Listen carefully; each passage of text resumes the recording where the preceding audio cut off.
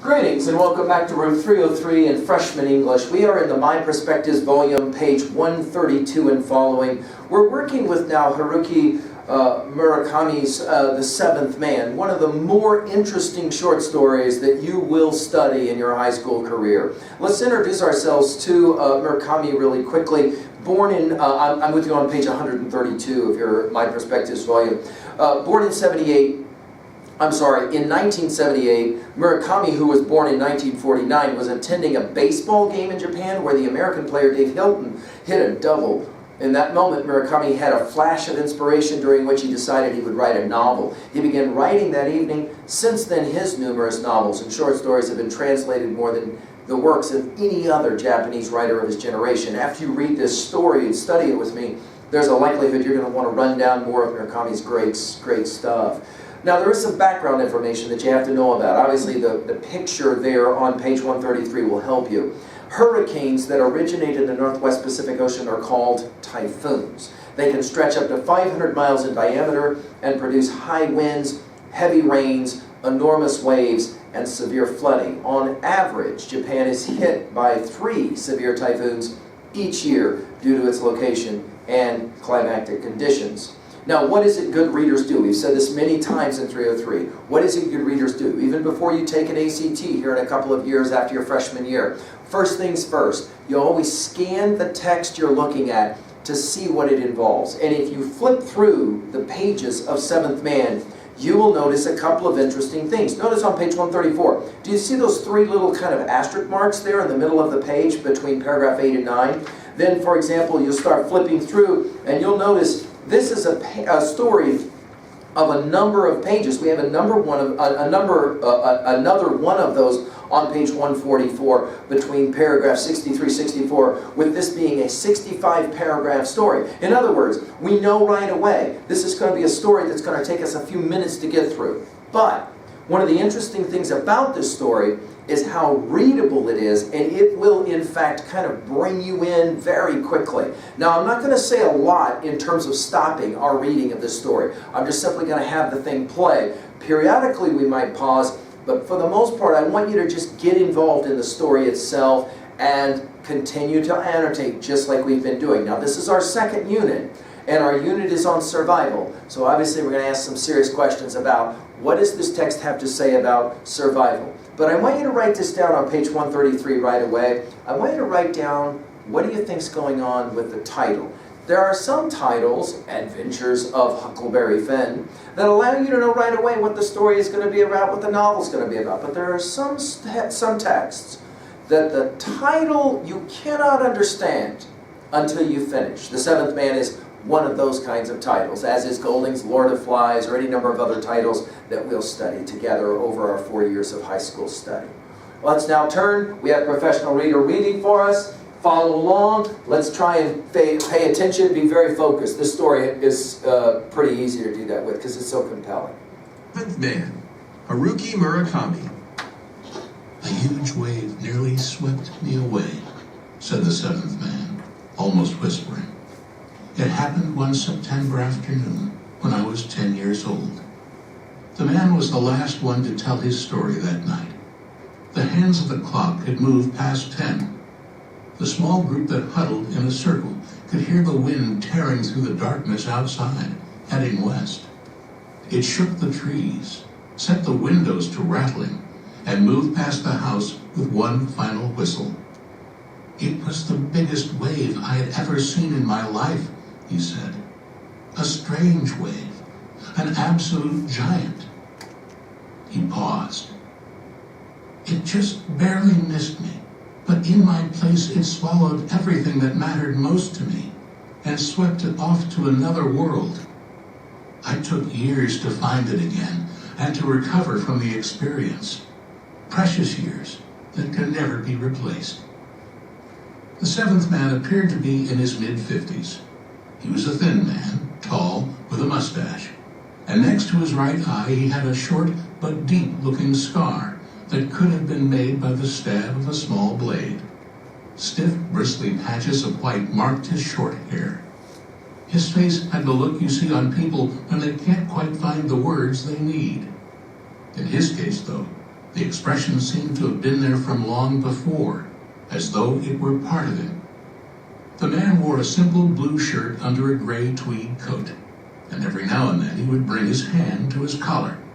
None of those assembled there knew his name or what he did for a living.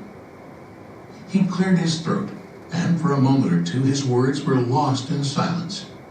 The others waited for him to go on. "In my case, it was a wave," he said. "There's no way for me to tell, of course, what it will be for each of you. But in my case, it just happened to take the form of a gigantic wave. It presented itself to me all of a sudden one day, without warning, and it was devastating." Now let's pause and just make a couple of notes in our consumable really quickly. Notice you have 8 paragraphs of introduction. Do you see it? Notice that we get some sense of what's going on. The 7th man is the 7th person to speak in a group on a September afternoon, right? He says, I was 10 years old, and then he just begins to want to tell a story. Notice we're going to get a little bit of background information. There's a group of people. We don't know a lot. They clearly don't know who this guy is, but he's going to tell his story. Now, why he's there, we're only going to find out slowly through the course of the story. We're going to discover that this man has got to tell a story to try to figure out something tragic that happened early in his life. Now, of course, we call this the introduction, the exposition, the introduction of the main character who's going to tell our story for us. Point of view, write it down, first person, he's going to tell us a story now. Now, very quickly, we're going to get caught up in his story, and we're going to now play the tape for a while and just read along and get caught up in the story ourselves. Here we go.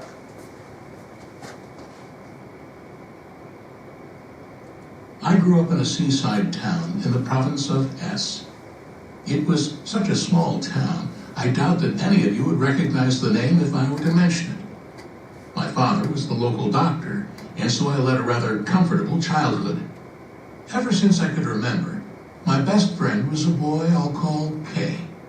His house was close to ours, and he was a grade behind me in school. We were like brothers, walking to and from school together, and always playing together when we got home. We never once fought during our long friendship. I did have a brother, 6 years older, but what with the age difference and differences in our personalities, we were never very close. My real brotherly affection went to my friend Kay. Kay was a frail, skinny little thing with a pale complexion and a face almost pretty enough to be a girl's. He had some kind of speech impediment, though, which might have made him seem retarded to anyone who didn't know him. And because he was so frail, I always played his protector, whether at school or at home. I was kind of big and athletic, and the other kids all looked up to me. But the main reason I enjoyed spending time with Kay was that he was such a sweet, pure-hearted boy. He was not the least bit retarded, but because of his impediment, he didn't do too well at school. In most subjects, he could barely keep up. In art class, though, he was great. Just give him a pencil or paints, and he would make pictures that were so full of life that even the teacher was amazed. He won prizes in one contest after another, and I'm sure he would have become a famous painter if he had continued with his art into adulthood. He liked to do seascapes. He'd go up to the shore for hours painting. I would often sit beside him, watching the swift, precise movements of his brush, wondering how, in a few seconds, he could possibly create such lively shapes and colors where, until then, there had been only blank white paper. I realize now that it was a matter of pure talent. One year in September, a huge typhoon hit our area. The radio said it was going to be the worst in 10 years. The schools were closed, and all the shops in town lowered their shutters in preparation for the storm. Starting early in the morning, my father and brother went around the house nailing shut all the storm doors, while my mother spent the day in the kitchen cooking emergency provisions. We filled bottles and canteens with water and packed our most important possessions in rucksacks for possible evacuation. To the adults, typhoons were an annoyance and a threat they had to face almost annually. But to the kids, removed as we were from such practical concerns, it was just a great big circus, a wonderful source of excitement. Just after noon, the color of the sky began to change all of a sudden. There was something strange and unreal about it.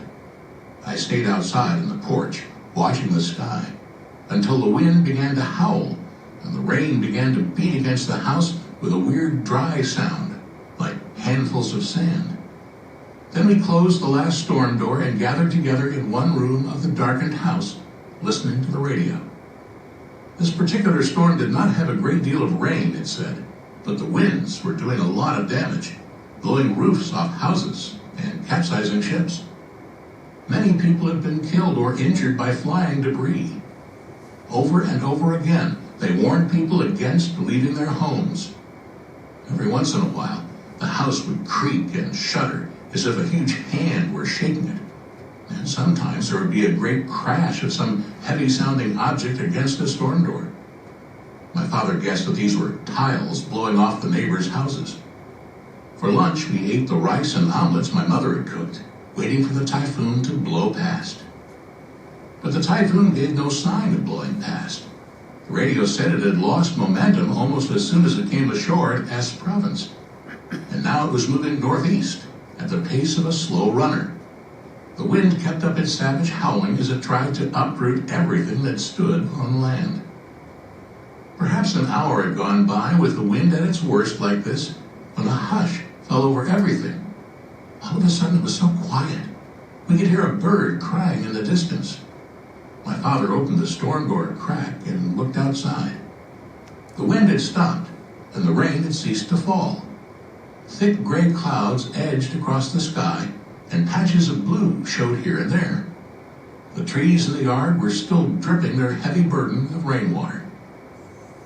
"We're in the eye of the storm," my father told me.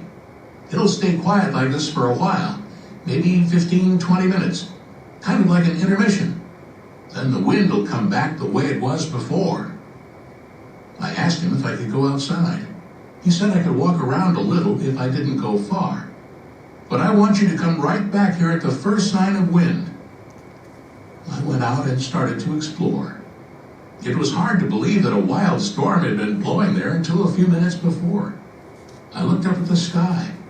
The storm's great eye seemed to be up there, fixing its cold stare on all of us below. No such eye existed, of course. We were just in that momentary quiet spot at the center of the pool of whirling air. While the grown-ups checked for damage to the house, I went down to the beach. The road was littered with broken tree branches, some of them thick pine boughs that would have been too heavy for an adult to lift alone. There were shattered roof tiles everywhere, cars with cracked windshields, and even a doghouse that had tumbled into the middle of the street. A big hand might have swung down from the sky and flattened everything in its path. Kay saw me walking down the road and came outside. "Where are you going?" he asked. "Just down to look at the beach," I said.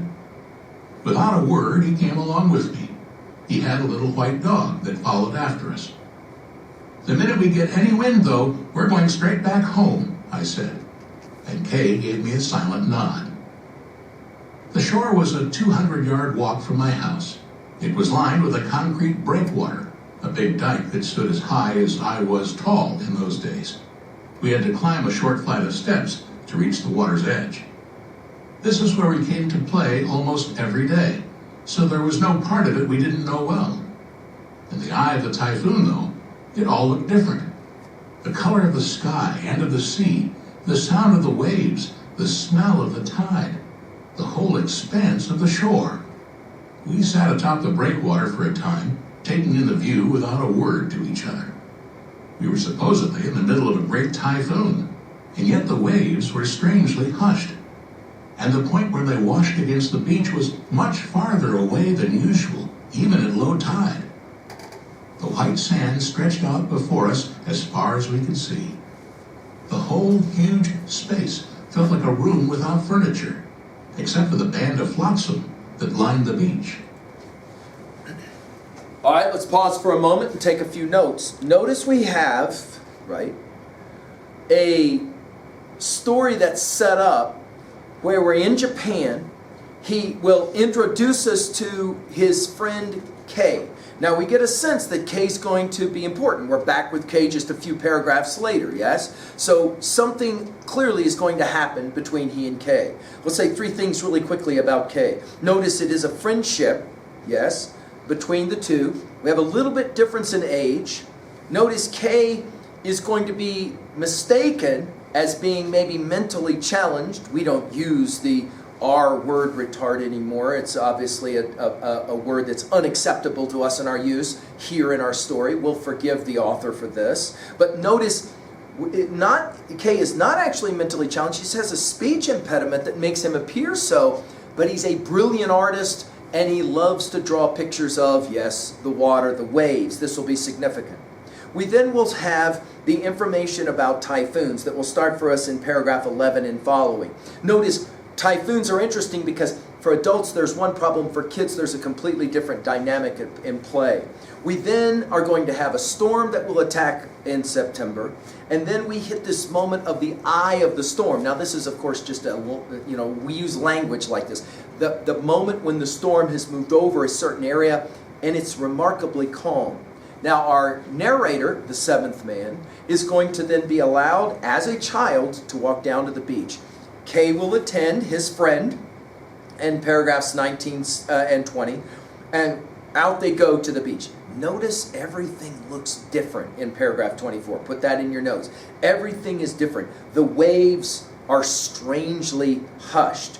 The distance out is so much greater. And so they'll make their decision at paragraph 25 to go and step out. Now, what do good readers do? They make predictions. So go ahead and make a quick prediction of what you think might happen next. We're at paragraph 25 on page 136. Let's keep working.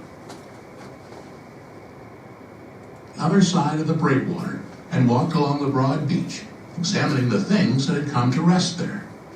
Plastic toys, sandals, chunks of wood that had probably once been parts of furniture, pieces of clothing, unusual bottles, broken crates with foreign writing on them, and other less recognizable items. It was like a big candy store. The storm must have carried these things from very far away. Whenever something unusual caught our attention, we would pick it up and look at it every which way. And when we were done, Kay's dog would come over and give it a good sniff. We couldn't have been doing this more than 5 minutes when I realized the waves had come up right next to me. Without any sound or other warning, the sea had suddenly stretched its long, smooth tongue out to where I stood on the beach. I had never seen anything like it before. Child though I was, I had grown up on the shore and knew how frightening the ocean could be, the savagery with which it could strike unannounced. And so I had taken care to keep well back from the waterline. In spite of that, the waves had slid up to within inches of where I stood. And then, just as soundlessly, the water drew back and stayed back. The waves that had approached me were as unthreatening as waves can be, the gentle washing of the sandy beach. But something ominous about them, something like the touch of a reptile's skin, had sent a chill down my spine. My fear was totally groundless and totally real. I knew instinctively that they were alive. The waves were alive. They knew I was here and they were planning to grab me. I felt as if some huge man-eating beast were lying somewhere on a grassy plain, dreaming of the moment it would pounce and tear me to pieces with its sharp teeth. I had to run away. I'm getting up. Okay, let's pause for a moment. Put it in your notes. Personification. Now, what do we mean with this term? We're talking about turning something non-human into something that seems human. Waves. How can waves be alive? Notice we'll play games in paragraph 26, 27. We're told without any sound or other warning, the sea had suddenly stretched out its long, smooth tongue out to where I stood on the beach. Well, of course, waves don't have tongues.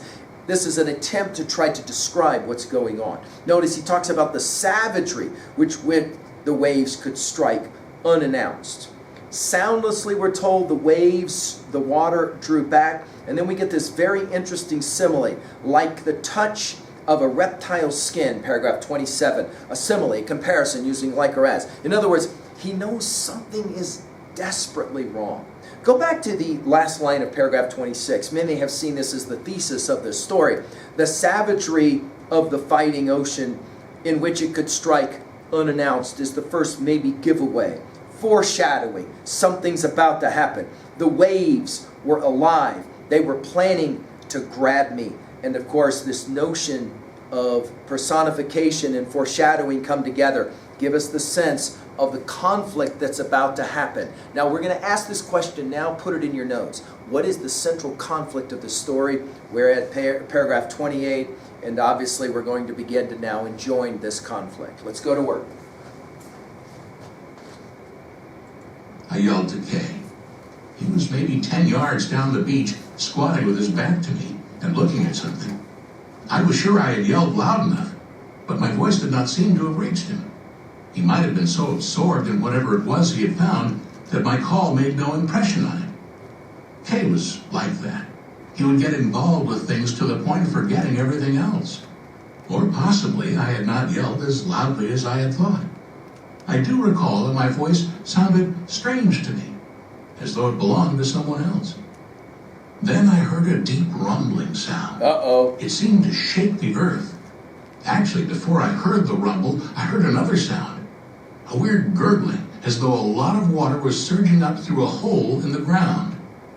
It continued for a while, then stopped, after which I heard the strange rumbling. Even that was not enough to make Kay look up. He was still squatting, looking down at something at his feet in deep concentration. He probably did not hear the rumbling.